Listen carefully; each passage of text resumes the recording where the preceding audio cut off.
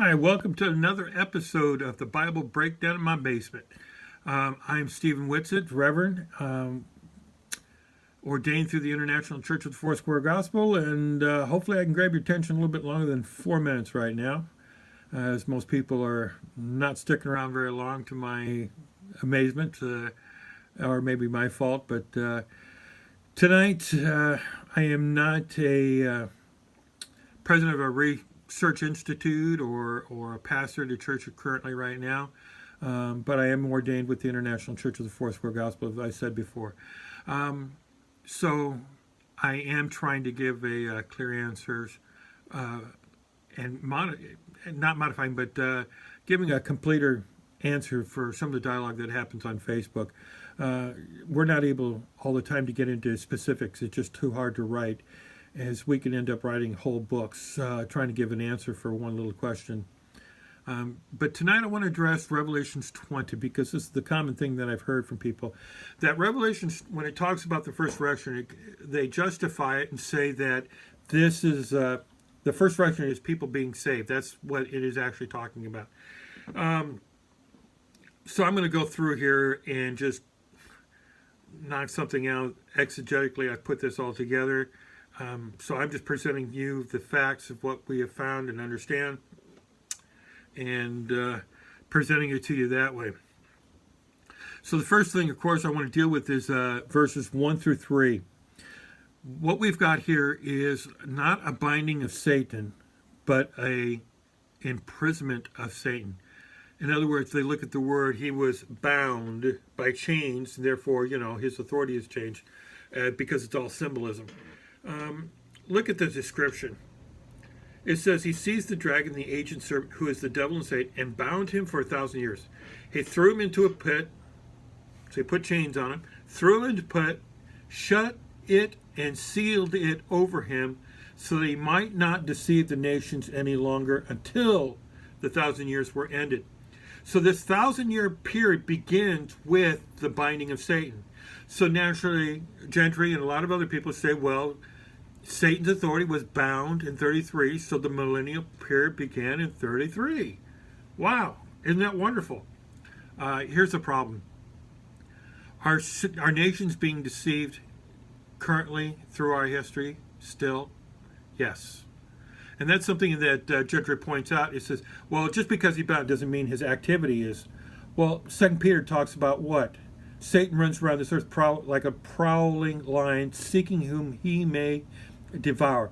Satan's on the loose. He's still devouring and deceiving people all over the place. And if you don't think Islam is a deception of Satan himself, you're only fooling yourself. Look at all the nations that follow after that, because they have been what? Deceived.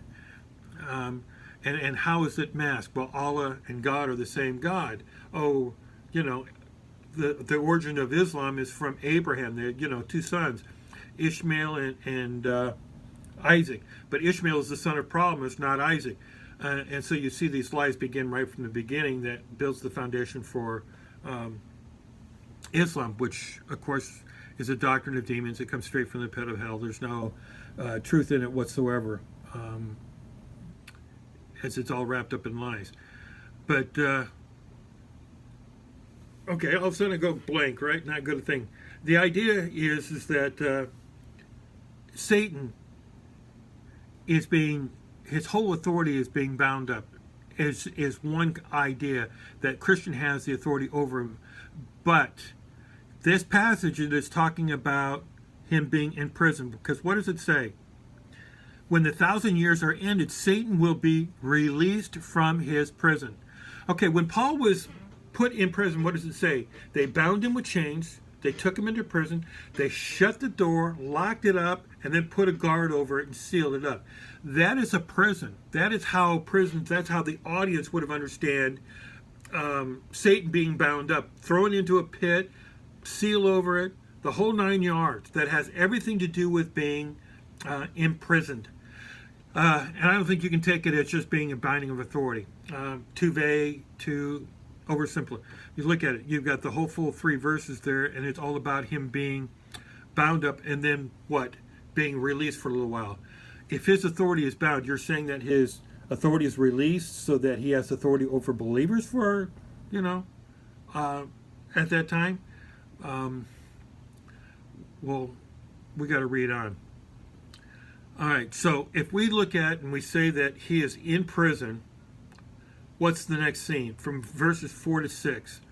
What is it? There's a transition. I saw thrones, and seated on them those to whom the authority to judge was committed. Of course, that would be the Ancient of Days and who? Christ himself. And I saw the souls of those who had been beheaded for the testimony of Jesus and for the word of God, and those who had not worshipped the beast or its image and not received its mark on their foreheads or their hands. So we're talking about people who were killed on earth during the tribulation time because they refused to take the mark of the beast. So they were killed for that. They're standing before the throne. I saw the souls. Right, Jerry? Souls. Right, Mike Sullivan? Souls. People who are standing before the throne. And they're standing there. Why are they standing there? Because they were killed. So what does it say next? Okay, these people who were killed, they came to life and reigned with Christ for 1,000 years. They came to life. How do dead people come to life? See, what they want to argue is that the dead people, well, they were spiritually dead, so they came back to life. That's spiritual resurrection. That's regeneration. So we're talking about regeneration. And that's foolishness because what's the context? I saw the souls of those who had been beheaded, which means they have been physically killed. They're standing in heaven, not on earth. They were killed because they refused to take the mark of the beast and because they were Christian. So what happens? They come to life. What does John say? This is the first resurrection. Okay, if this is the first resurrection of people who were killed by beheading, they're being raised. So when is this first resurrection taking place? Post-trib. How can you put it pre? And this is what blows dispensational completely out of the water with the two-stage coming and rapture. They claim that the rapture happens before the 7 years starts. There's a rapture. All the resurrection of all the saints happens. And then, well, there's another one here. No. It says here very clearly what? The ones who are beheaded, the ones who came out of the tribulation, they're the ones being resurrected here. To do what? To reign with Christ for 1,000 years. Okay, so let's explain this. Let's look at this. If they're coming back to life, their dead bodies are walking again, just like it says in Matthew 27, 52, 53, the tombs were opened up, the dead came out, they started walking around, were seen by many. Okay, if you've got these dead people that have come back to life, they're reigning with Christ for 1,000 years. We have a very specific 1,000 years in the intent. It cannot happen without the resurrection of the dead happening. That happens at his coming. You can't say these resurrected saints were resurrected in 33, 70, or any other date. They had to be resurrected at the end of the tribulation when Christ comes. So, they come to life and reign. Now, the rest of the dead did not come to life until the 1,000 years were ended. Okay, so you've got the one group of the saved people who were in Christ, who were resurrected with Christ at his second coming. The rest of the dead then would be what? The unjust. So Daniel 12, and that's something I'm going to take a look at further. But what? John, the just and the unjust. A resurrection of the just and the unjust. Okay, if it's called the resurrection of the unjust, how are the unjust resurrected? If you're saying a resurrection, it's just simply the new birth. Unjust people are not experiencing a new birth in their resurrection. I'm sorry. They're dead. They can't come back to life again. They cannot be born again. They're dead. Their spirits are in Hades. Their bodies in the grave, rotting, turning to dust. But it says they have a resurrection. I'm sorry, if the just has a resurrection of the physical body, so does the unjust. And what is the reason for? Judgment. To stand before the throne and judge for what the deeds that they did while they were in the body. So that's when that happens. So he makes the comment, blessed and holy is the one who shares in the first resurrection. Over such the second death has no power, meaning they cannot be judged and sent to hell. It's gone. They can't do it. So everybody who is changed has already been judged. They will be priests of God and of Christ, and they will reign with him for the 1,000 years. This perfect time frame. This time frame starts with what?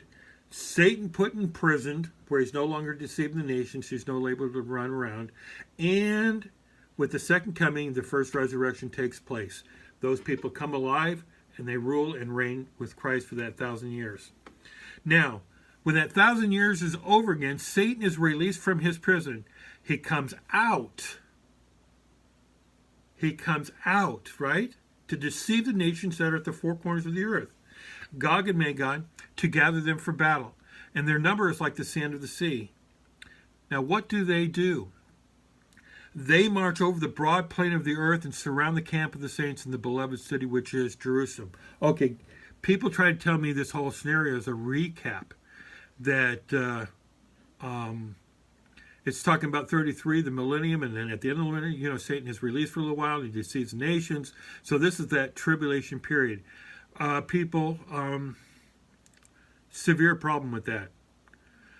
You want to sit there and tell me that Jerusalem is apostate, that it is the harlot, the Babylon, the kingdom of the beast, and all of that. But here it says what? They march over the broad plain of the earth, which we know this is not the New Jerusalem because it hasn't descended yet. They surrounded the camp of the saints in the beloved city. Okay, let me point out a couple other things here. This army marches on earth against Jerusalem. It's the camp of the saints. Okay, in 70 AD, the Christians were warned about what was to come, and what did they do? They fled. Eusebius records that they went to Pella and escaped that. No Christians were killed in Jerusalem. But here, Jerusalem is what? The camp of the saints. Why? It's because when Christ returns, where does he return to? Jerusalem. His feet stand in the Mount of Olives again, just like in Zechariah 14:4 states that when he returns to Jerusalem. Acts 1, where did he ascend from? Mount of Olives. Where will he come back? The Mount of Olives. So when Christ comes back, it is to Jerusalem. He calls it the city that he loves, and it becomes the camp of the saints. Now that camp, that whole language there is described as, this is where an army gets its barracks, and they settle down in this area. Okay, didn't Jesus return with the saints, his army? So this is where that they're dwelling. This is where they rule and reign from Jerusalem over the nations of the world. In fact, in Zechariah 12 and 14, it talks about even that all the nations that survived, that came against Jerusalem, will come year after year to Jerusalem to worship the King and to keep the Feast of Booth. In other words, to fellowship with Christ there in Jerusalem. Jerusalem takes center stage, doesn't it? And then what happens when this army finally gathers around there and they're getting ready to come down? What happens?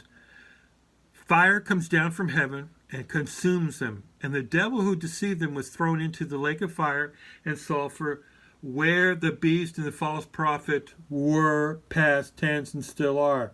When was the false prophet and the beast thrown in? When Jesus came back? That's what he did. It says in Revelation 19:19, he took the false prophet and the beast and threw them alive into the lake of fire. So if they're burning, they're there. Now Satan is being thrown in. This shows a time difference. They were done that, and now this time, this is not the beast and the false prophet that are being thrown in. If you have a recap, it can't be that. It's Satan finally being thrown in. Because at the end of the tribulation, Satan is imprisoned. He's not thrown into the lake of fire. Now that the 1,000 years are ended, now he's being thrown into the lake of fire. So that his final judgment. So the prophet were, and they will be tormented day and night forever and ever and ever, time without end. All right, that's Revelations 20, and I'm going to sum it up one more time. Satan's binding is complete imprisonment where he's not able to run around. The 1,000 years is marked by that imprisonment, and it begins with the resurrection of those who were killed during the tribulation, for those saints to be risen with Christ, to rule with him over the earth. That is why we need our bodies. We're going to be living on earth during that 1,000 years. We're not dwelling up in heaven. We come back as his army. We dwell on earth during that time period, and at the end of that time period is when Satan is released again for a short time, deceives the nations, and again gathers another army. Dealing with my paper, dealing with March Hitchcock, and there's this common idea that people assume that all the unsaved people are killed when Christ comes. I mean, and there's nothing left afterward. But again, it's only the armies of the beast that gathered against that are destroyed. What's left of the other nations after the other judgments they're still there. How else are people going to be, quote unquote, saved, right? If there's nobody left but Christians, why? Why continue on with anything? That would be ridiculous. So that Christians later on can be deceived by Satan being released. I don't think that's logical. Yes, we have a lot of questions about the millennium and what's going to go on, but we'll know when we get there in a lot of sense. But this basic outline here that I just gave you makes the most common sense of that. Most predators that I've dealt with, from Michael Miano to Marshak, they have no answer for why Jerusalem is being called the camp of the saints, other than trying to justify and say it's the new heaven and earth that has come. And that is completely wrong when you look at Revelation 21. It says, now I saw the new heavens and earth coming down, of the new Jerusalem and the new heavens and earth. So, all right, our next episode, of course, will be dealing with the last few verses of there and the judgment before the great white throne. And we'll deal with that much more. Thank you for watching, and I am trying to keep these down so you'll at least watch more than 4 minutes. And of course, my paper will come out, book will come out, and it'll be even better and clarified even better for you. All right, thanks for watching. We'll catch you on the backside.